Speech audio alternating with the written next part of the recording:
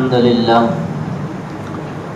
لله كفى والسلام على عباد الله الذين اصطفى ما بعد فأعوذ بالله من الشيطان الرجيم بسم الله الرحمن الرحيم أفلا ينظرون إلى الإبل كيف خلقت وقال الله تبارك وتعالى وما أرسلناك إلا رحمة للعالمين صدق اللہ العظیم۔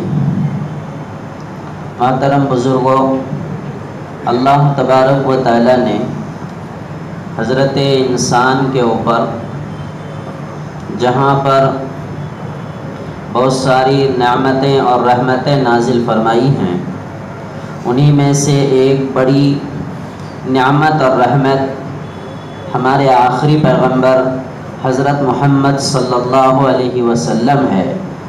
ازی قبل میں نے اس عنوان پر دلائل کی روشنی میں اسی منبر سے کلام کیا تھا، مگر نبی پاک علیہ الصلاۃ والسلام کسی ملک کے لیے یا کسی خاص زمانے کے ہی پیغمبر نہیں تھے، بلکہ آپ رحمت للعالمین تھے، آپ عالمگیر پیغمبر تھے۔ آپ اس وقت سے لے کر آج تک اور قیامت کی صبح تک آنے والے انسانوں کے لیے ہادی اور رہبر بنا کر بھیجے گئے ہیں۔ آپ کے بعد اور کوئی نبی نہیں آئے گا۔ حضور پاک علیہ الصلاۃ والسلام کی رحمت صرف انسانوں کے لیے ہی نہیں، بلکہ نبی پاک علیہ السلام کی رحمت انسانوں سے تجاوز کر کے کائنات میں جتنی مخلوقات ہیں ان تمام مخلوقات کے لیے بھی آپ رحمت ہیں۔ یہی وجہ ہے کہ اللہ تعالیٰ نے نبی کو رحمت للعالمین فرمایا ہے۔ نبی جی، ہم نے آپ کو نہیں بھیجا مگر سارے عالموں کے لیے رحمت بنا کر، وما ارسلناک الا رحمت للعالمین۔ جس طرح ہے الحمدللہ رب العالمین، اللہ ایک عالم کا رب ہے ایسا نہیں، سارے عالموں کا رب ہے۔ عالم دنیا، عالم آخرت، عالم برزخ اور جتنے بھی عالم ہیں، زمین کے نیچے کی دنیا، زمین کے اوپر کی دنیا، فضا کی دنیا، فضا کے اوپر آسمان کی دنیا، آسمان سے اوپر کی دنیا، ساتوں آسمان کے درمیان کی دنیا، پھر اس کے بعد کی دنیا، یعنی سارے عالموں کا اللہ رب ہے۔ تو اسی طرح سارے عالموں کا نبی رحمت ہے، اس لیے اللہ نے رب العالمین اپنے ساتھ مختص کیا ہے اور رحمت للعالمین اپنے نبی کے ساتھ اللہ نے مختص کیا ہے۔ یہ تمہیدی بات تھی۔ حضور پاک علیہ الصلاۃ والسلام انسانوں کے علاوہ جانوروں کے لیے، چرند و پرند کے لیے، یعنی دیگر تمام مخلوقات کے لیے رحمت بن کر آئے۔ ہم تو اس رحمت کو محسوس کرتے ہیں کہ نبی ہمارے لیے رحمت بن کر آئے، اور سب سے بڑا احساس ہم اور آپ کو نبی کے رحمت ہونے کا یہ ہونا چاہیے کہ حشر کے میدان میں جب ہم کھڑے ہوں گے تو کوئی کسی چیز کا کوئی آسرا نہیں ہوگا، یا کسی سے کوئی امید اور توقع ذرہ برابر نہیں ہوگی سوائے حضور پاک علیہ الصلاۃ والسلام کی سفارش کے۔ آپ بتائیں اس کے علاوہ اور کوئی ذرائع ہیں بندہ اگر پھنس جائے تو؟ نبی کی سفارش یہ آخری کیا کہتے ہیں اس امت کے لیے ایک آخری سہارا ہے نبی کی سفارش، اور نبی پاک علیہ السلام کی سفارش اللہ قبول فرمائے گا۔ دنیاوی اعتبار سے بھی اللہ نے ہمارے لیے بہت رحمت بنایا آپ کو، لیکن میں آج بات کروں گا کہ نبی پاک علیہ الصلاۃ والسلام انسانوں کے علاوہ اور دیگر مخلوقات کے لیے بھی آپ رحمت بنا کر بھیجے گئے ہیں۔ مثال کے طور پر میں ایک چیز لیتا ہوں، جانور بہت قسم کے ہیں جس کا نام لیا جائے، اور ہم نام لیتے ہیں، دیکھتے بھی ہیں، اور اللہ نے کائنات میں ایک سے ایک جانور بنائے ہیں۔ پہلے تو جنگلات میں سیر و تفریح کرنے والے دیکھتے تھے، آج تو گھر بیٹھے بیٹھے ایک سے ایک جانور مشاہدہ کر لیتے ہیں، میڈیا پہ بیٹھتے ہیں، یوٹیوب پر دیکھتے ہیں۔ تو اللہ پاک نے کیسی کیسی مخلوق کائنات میں پیدا کی ہے۔ ان میں سے ایک اونٹ ہے، کیا ہے؟ اونٹ ہے یہ ایک ایسی مخلوق ہے کہ اللہ تبارک و تعالیٰ نے قرآن میں دیکھنے کا حکم دیا ہے. اس کو دیکھو، اس کو دیکھو. ابھی دیکھیں دوسری رکعت میں کیا پڑھے امام صاحب نے؟ سورہ غاشیہ کا آخری حصہ، افلا ينظرون الى الابل کیف خلقت، کیا یہ لوگ نہیں دیکھتے اونٹ کے طرف کہ اللہ نے کیسا پیدا کیا ہے، اس کی گردن کتنی لمبی ہے، اس کی جسامت کیسی ہے، وہ چلتا کیسے ہے. تو اللہ فرماتا کیا یہ لوگ نہیں دیکھتے؟ معلوم ہوا کہ اونٹ کی طرف دیکھنا چاہیے تاکہ خدا کی خدائی سمجھ میں آئے، رب کی ربوبیت سمجھ میں آئے، اللہ کی الوہیت سمجھ میں آئے. اونٹ کو دیکھنا چاہیے اس لیے کہ اللہ نے اس کا نام لیا ہے، اللہ نے اس کا نام لیا ہے. مگر ہو جائے گا الٹا. اگر ادھر سے ایک اونٹ ابھی جانا شروع کریں اور گیٹ میں کھڑے ہو کر لوگ بھیڑ لگا کر ٹک ٹکی لگا کر ایک دم دیکھیں اونٹ کو، تو لوگ کہیں گے اتنی عمر ہو گئی بوڑھا ہو گیا، اونٹ دیکھے نہیں کبھی آپ نے؟ ہم یہ کہتے ہیں جن ایک بار نہیں ہزاروں بار دیکھے ہیں، مگر میرے رب کا حکم ہے کہ اونٹ اگر تمہارے سامنے آ جائے تو اس کو دیکھنا چاہیے. اللہ نے دلیل کے طور پہ فرمایا کہ میری خدائی اس کو سمجھ میں آ جاتی اگر یہ اونٹ کی طرف دیکھتے. معلوم ہوا کہ اونٹ کی طرف دیکھنا ہے خدا کی خدائی سمجھنے کے لیے کہ رب پروردگار ایک مخلوق میں ہوں اور ایک مخلوق یہ ہے، میں کیسا بنا ہوں اور اس کو آپ نے کیسا بنایا ہے، میری خلقت کیسی ہے، تخلیق کیسی ہے اور ان کی تخلیق کیسی ہے. اے رب پروردگار یہ آپ کی ہی شان عظیم ہے جو آپ نے اس طرح کی مخلوق پیدا کی ہے. چنانچہ جانوروں کے اندر بھی نبی پاک علیہ الصلوۃ والسلام کی رحمت کا اثر تھا، باضابطہ، صرف باضابطہ اثر تھا. چنانچہ مسلم شریف کی ایک حدیث ہے اور مسند احمد میں بھی یہ روایت نقل کی گئی ہے. چنانچہ حضرت عمران بن حسین رضی اللہ تعالیٰ عنہ کی روایت ہے. یہ بہت ہی پیاری حدیث ہے اور بہت ہی پیارا واقعہ ہے. ہم اس واقعے کا یا اس حدیث کا عنوان یہ دیتے ہیں کہ نبی کی اونٹنی چوری ہو گئی، تو یہ اونٹنی مدینے میں واپس کیسے آئی؟ اب اونٹ ہے یا اونٹنی ہے، بہرحال کتابوں میں مختلف باتیں ملتی ہیں. بہرحال آپ اس پر سوار ہوتے تھے. اس کا نام کیا تھا؟ اس کا نام تھا الازباء، عین ضاد با الف، الازباء. اس اونٹنی کا آپ نے نام رکھا تھا. چنانچہ مدینے میں ایک مرتبہ چوری ہو گئی. باہر سے کچھ لوگ چوری کرنے کے لیے مدینہ کی بستی میں آئے. مدینہ کی بستی میں آئے تو نبی صلی اللہ علیہ وسلم کی اونٹنی بھی چوری ہو گئی، اور ساتھ میں جہاں پر اور لوگوں کے دیگر سامان لے کر گئے، مدینے کی ایک عورت بھی پکڑی گئی اور اس کو بھی وہ لوگ گرفتار کر کے لے کے گئے. اب سامان مال و متاع جتنا تھا وہ تھا ہی، مگر یہ دو چیزیں قابل ذکر تھی اور اس حدیث میں بھی قابل ذکر ہے کہ ایک عورت کو بھی گرفتار کر کے وہ لوگ لے کر گئے اور نبی صلی اللہ علیہ وسلم کی اونٹنی الازبا کو بھی وہ لوگ چڑا کر وہاں سے قبضہ کر کے لے کے گئے. چنانچہ نبی پاک علیہ الصلوۃ والسلام کی یہ اونٹنی بڑی پاک کمال اونٹنی تھی. ظاہر سی بات ہے نبی پاک علیہ الصلوۃ والسلام جس پر سوار ہو، نبی کا دستے مبارک جس سواری کو لگے تو اس کی بھی شان بڑھ جاتی ہے، اس کی بھی شان بڑھ جاتی ہے. تو حضور پاک علیہ الصلوۃ والسلام کی یہ اونٹنی بڑی تیز رفتار تھی، یہاں تک کہ اگر کبھی مدینے کے علاقے میں اگر کبھی مسابقہ ہوتا، گھوڑ دوڑ کا مقابلہ ہوتا، تو اس اونٹنی کا کوئی مقابلہ نہیں کر سکتی تھی. اسی طرح مدینے کی بستی میں یہ اونٹنی اس لیے مشہور و معروف تھی، تیز رفتار تو تھی، دوسری بات یہ ہے کہ اس کی نسبت نبی صلی اللہ علیہ وسلم کے ساتھ ہے. یہ سواری کس کی ہے؟ نبی پاک علیہ السلام کی سواری ہے، تو سب نبی کی اونٹنی کو پہچانتے تھے. چنانچہ چور لوگ چوری کر کے چلے گئے، واپس جا کر اپنے علاقے میں چلے گئے. اب تھکے ماندے تھے، لمبا سفر تھا، تھکے ماندے تھے، وہ لوگ اپنے گاؤں میں گئے اور کوئی پہاڑے میں، کوئی ادھر کوئی ادھر، گھر میں سو گئے. سب سامان ایک جگہ رکھ دیے، اونٹنیاں بھی ایک جگہ رکھ دی، اور بھی اونٹنیاں چوری کیا تھا انہوں نے، سب کو باندھ دیا اور اس عورت کو بھی رسی سے باندھ دیا. وہ لوگ سب کوئی محو خواب ہو گئے، سو گئے. اب یہ عورت چاروں طرف دیکھا کہ یہ تو سب کوئی سو گئے ہیں، تو بھاگنے کا کوئی طریقہ یہاں سے ہو سکتا ہے کیا؟ تو اس نے سب سے پہلے اپنی آزادی کرائی. اپنی رسی کسی طرح کھولنے میں یہ کامیاب ہو گئی۔ چنانچہ یہ اونٹ کے بارے کی طرف، اونٹ کی مجلس کی طرف گئی۔ جس اونٹ کے قریب جاتی وہ اونٹ بلبلاتی، اس کو چھوڑ دیا، دوسرے کے پاس گئی، وہ اونٹ بھی بلبلانے لگا، اس کے پاس، تیسرے کے پاس گئی، چوتھے کے پاس گئی۔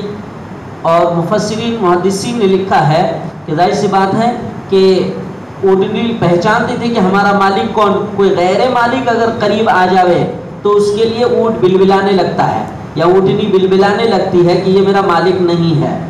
تو وہ عورت آگے چلتے چلتے العزبہ اونٹنی کے پاس چلے گئے، تو وہ اونٹ نہیں بلبلایا یا وہ اونٹنی نہیں بلبلائی، بلکہ وہ کھڑی ہو گئی اور تیار ہو گئی۔ عورت غنیمت سمجھی کہ یہ اونٹ جانے کے لیے تیار ہے، یہ آواز نہیں نکال رہی ہے، چنانچہ وہ عورت اس پر سوار ہو گئی۔ اب ظاہر سی بات ہے تیز رفتار اونٹنی، نبی کی سواری ہے، عورت کو یہ نہیں معلوم کہ یہ اونٹنی نبی صلی اللہ علیہ وسلم کی ہے، یہ اونٹنی نبی پاک علیہ الصلوۃ والسلام کی سواری ہے، عورت کو یہ معلوم نہیں تھا۔ چوں ہی وہ اونٹنی کے اوپر سوار ہوئی، اونٹ بہت تیز بھاگنے لگی۔ اور اونٹ کے تعلق سے محدثین کرام نے یہ بات لکھا ہے کہ اونٹ اگر کہیں کتنا بھی دور لے کر چلے جائیں، واپسی میں آدھے وقت میں راستہ طے کر لیں گے، کیوں؟ اس لیے کہ ان کو گھر آنے کا اور مالک کو اپنے مقام تک واپس لانے کا بڑا شوق رہتا ہے، تو ان کو اچھا مفسرین نے یہ بھی لکھا ہے کہ ان کو راستے کا بھی پتہ ہوتا ہے، جدھر سے وہ گئی ہے نا برابر اسی راستے کے طرف سے وہ لوٹیں گی۔ اللہ پاک نے یہ ذہن عطا کیا ہے ان کو۔ اور اونٹ کے تعلق سے ایک کمال اور بھی یہ لکھا ہے مفسرین کرام نے کہ یہ اونٹ بغیر کھائے پیے 7 دن تک سفر کر سکتی، 7 دن تک انہیں پانی بھی نہیں چاہیے، کھانا بھی نہیں چاہیے، لیکن اگر کہیں وافر حصے میں بڑی مقدار میں اگر انہیں پانی مل جاوے تو 7 دن کا پانی وہ اپنی ٹانکی میں محفوظ کر لیتی۔ یہ اللہ تبارک و تعالیٰ نے حیرت انگیز نظام ان کا بنایا ہے۔ اسی وجہ سے تو کہا جاتا ہے یہ صحرا کی سواری ہے، صحرا کا پلین ہے، ان کو مطلب چٹیل میدان میں، رتیلی میدان میں جتنی دور لے کر جا سکتے ہیں ان کو لے جا سکتے ہیں، جہاں پر نہ کوئی دوسری سواری جا سکتی ہے نہ انسان پیدل جا سکتا ہے، وہاں پر یہ اونٹنی لے جائے گی۔ چنانچہ وہ عورت اس اونٹنی کے اوپر سوار ہوئی اور بڑی تیزی کے ساتھ بھاگنے لگی، یہاں تک کہ مدینے کی بستی میں پہنچنے میں کامیاب ہو گئی۔ مگر راستے میں انہوں نے ایک نیت یہ کی تھی، چونکہ وہ تو ابھی بھاگ کر آئی ہے، اب ظاہر سی بات ہے کہ دل میں تو خطرہ لگا رہے گا کہ پیچھے گرفتار کرنے والے، تلاش کرنے والے وہ پیچھا کریں گے، چونکہ ہم تو بھاگ کر آئے ہیں۔ تو انہوں نے اونٹنی پر بیٹھے بیٹھے انہوں نے ایک نظر مان لیا کہ اگر یہ میری سواری، یہ اونٹنی مجھے برابر اپنے مقام تک لے جا کر صحیح سالم پہنچا دیتی ہے، راستے میں مجھے بھی نقصان نہ ہو، سواری کا بھی نقصان نہ ہو، ورنہ اگر ٹائر پنکچر ہو جائے تو بھی تکلیف، اونٹنی کو تکلیف ہو تو بھی تکلیف، میں کیسے پہنچوں گی؟ مجھے تکلیف ہو جائے تو بھی تکلیف، میں کیسے پہنچوں؟ تیسری تکلیف یہ ہے کہ دشمنان میں سے، چوروں میں سے کوئی پیچھا نہ کر لے، تعاقب نہ کر لے۔ ان تمام چیزوں سے محفوظ ہو کر میں اگر مدینہ پہنچ جاتی ہوں تو میں شکرانے کے طور پر اس اونٹنی کو ذبح کر دوں گی۔ انہوں نے یہ نظر مان لی، مدینے کی بستی میں یہ پہنچ گئی۔ مدینے کے بستی میں پہنچنے کے بعد خوب کوہرام مچا تھا پہلے سے ہی کہ نبی کی اونٹنی کی چوری ہو گئی ہے، لیکن جب اچانک بستی کے اندر اونٹنی آ گئی ہے تو سب لوگوں میں یہ بات پھیل گئی کہ نبی صلی اللہ علیہ وسلم کی اونٹنی واپس آ گئی ہے۔ عورت نے کہا یہ اونٹنی میری ہے، یہ تو میں لے کر کے آئی ہوں، اور میں نے اس کے متعلق نظر یہ مانی ہے کہ اگر صحیح سالم میرا سفر مدینے تک ہو جاتا ہے تو میں اس اونٹ کی قربانی کروں گی، یعنی اس کو میں نظر میں قربان کروں گی، میں نظر مانی ہوں۔ اب ظاہر سی بات ہے ایک طرف نظر ہے کہ انہوں نے نظر مانی ہے، اور ایک طرف یہ اونٹنی کس کی ہے؟ نبی صلی اللہ علیہ وسلم کی ہے۔ چنانچہ حضور پاک علیہ الصلوۃ والسلام کے پاس یہ مقدمہ پہنچا، آپ صلی اللہ علیہ وسلم نے دیکھا کہ یہ تو میری اونٹنی ہے، تو آپ نے اس پر ہاتھ پھیرا اور اس عورت سے کہا کہ کیا ارادہ ہے؟ کہنے لگے اللہ کے نبی میں نے نظر یہ مانی ہے کہ اگر میرا سفر صحیح سالم مدینے تک ہو جائے، میں واپس آ جاؤں تو میں اس کو ذبح کروں گی۔ تو نبی صلی اللہ علیہ وسلم نے ایک جملہ فرمایا، بئس ما جزتھا، احسان کا بدلہ کتنا برا ہے۔ سمجھے؟ احسان کا بدلہ کتنا برا ہے۔ جی بھاگ کر آنے میں کامیابی تم کو ملی کیسے؟ سواری ملی تم کو، اور سواری کیسی ملی؟ تیز رفتار ملی، تو کیا احسان کا بدلہ یہ ہے؟ اس اونٹنی تو تمہاری جان بچا کر تم کو یہاں تک پہنچائی ہے، تو کیا اس احسان کا بدلہ یہی ہے کہ تم اس کو ذبح کر دو؟ ایک بات آپ نے یہ فرمائی۔ دوسری بات نبی صلی اللہ علیہ وسلم نے یہ فرمائی، لا وفاء لنذر فی معصیۃ، یہ گناہ کی نظر ہے، یہ نظر تمہاری صحیح نہیں ہے، گناہ کی نظر منعقد نہیں ہوگی۔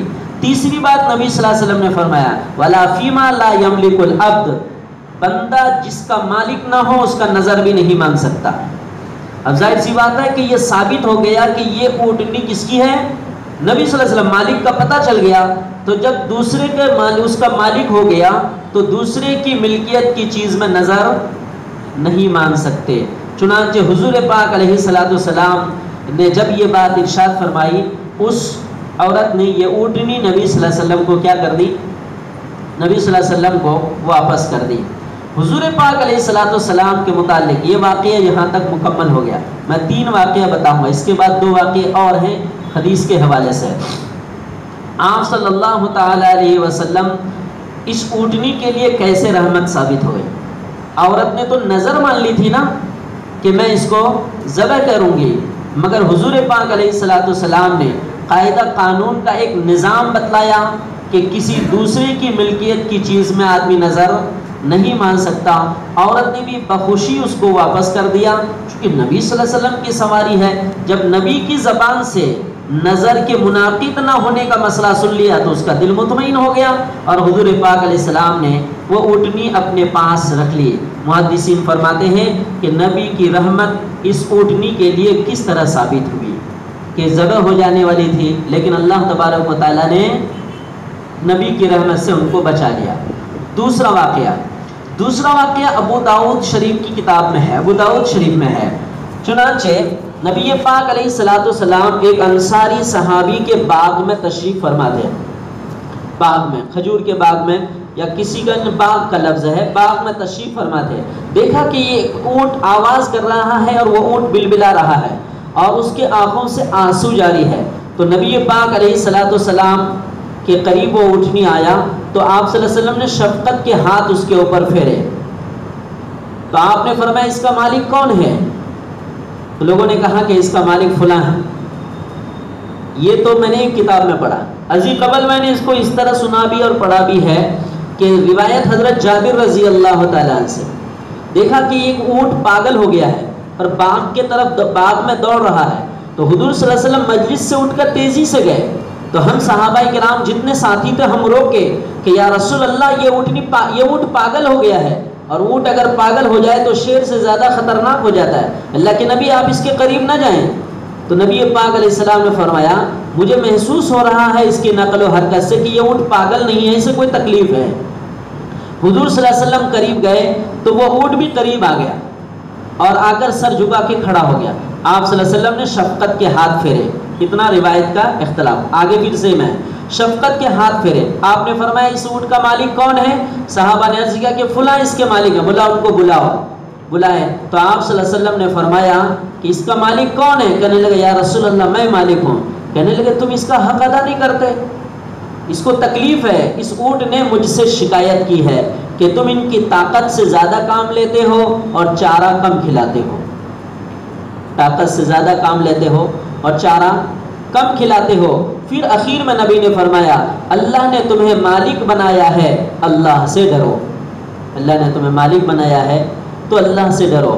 میں صرف خالی قصہ بیان کرتا ہوں کہ نبی رحمت ہے اونٹ کے لیے بھی، ورنہ ہر حدیث میں محدثین نے نتیجہ لکھا ہے ہمارے لیے بھی۔ اگر ہم لوگ سمجھ رہے ہیں اس بات کو، اس واقعے کو، تو ہم کو کیا کردار نبھانا چاہیے کہ ایک ملازم سے کام کتنا لینا چاہیے، پیسہ کتنا دینا چاہیے، یہی مسئلہ اس سے فٹ ہوتا ہے، محدثین نے یہی لکھا ہے۔ بہرحال نبی پاک علیہ الصلوۃ والسلام رحمت ثابت ہوئے کس کے لیے؟ اونٹنی کے لیے۔ 2 واقعے ہو گئے۔ تیسرا واقعہ ابن ماجہ میں ہے، حدیث کی کتاب ابن ماجہ میں ہے۔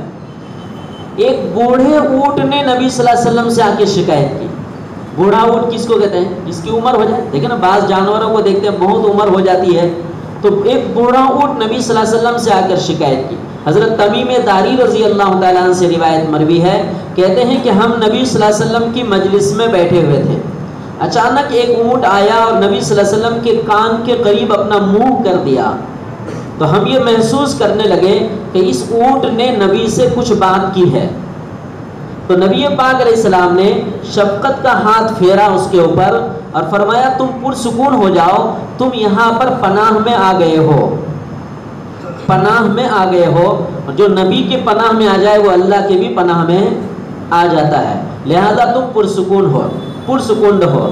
تو صحابہ نے عرض کیا کہ اللہ کے نبی آپ نے ان کو جواب دیا کہ پرسکون ہو، یہ بات تو ہمیں سمجھ میں آئی اس لیے کہ آپ نے کہی ہے، مگر اونٹ نے آپ سے کیا کہا؟ تو نبی پاک علیہ السلام نے کہا کہ اس اونٹ نے میرے کان میں آ کے یہ کہا کہ یا رسول اللہ صلی اللہ علیہ وسلم، میری زندگی پوری میری مالک کے پاس گزر گئی، زندگی بھر میں خدمت کرتا رہا، آج میری عمر ہو گئی تو میرا مالک مجھے ذبح کر کے گوشت کھانے کا ارادہ کر لیا ہے، میں کیا کروں؟ اس لیے میں بھاگ کر یہاں آپ کے پاس آ گیا ہوں۔ اس لیے نبی صلی اللہ علیہ وسلم نے فرمایا میرے پناہ میں آ گئے ہو، نبی کے پناہ میں پرسکون رہو۔ جو نبی کے پناہ میں آ جاتا ہے وہ کس کے؟ اللہ کی پناہ میں آتا ہے۔ اب آپ کو یہاں سے کوئی ہٹا نہیں سکتا، آپ پرسکون رہو۔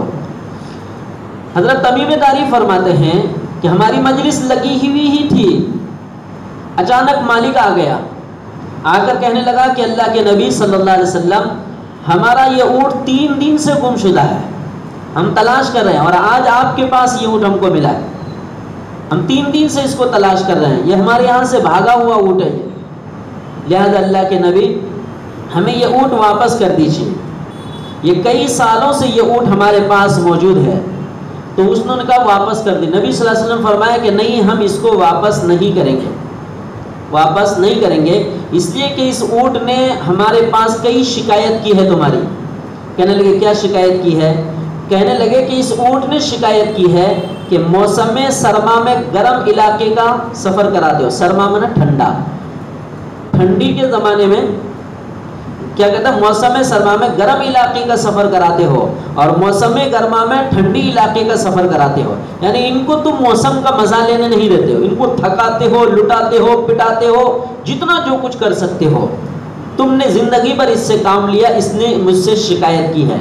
اب اس اونٹ نے مجھ سے یہ بھی کہا کہ یا رسول اللہ، زندگی بھر میں نے ان کے ساتھ پچھلی زندگی کام کیا، اب عمر میری ہو گئی ہے، اب میری عمر ہو گئی، تو انہوں نے مجھ سے ایک کام اور لیا ہے کہ انہوں نے مجھے اونٹنی کے بارے میں چھوڑ دیا تاکہ اونٹنی کی تعداد بڑھے، تو میرے ذریعے سے کئی صحت مند طاقتور اونٹ بھی اللہ نے ان کو دیے ہیں۔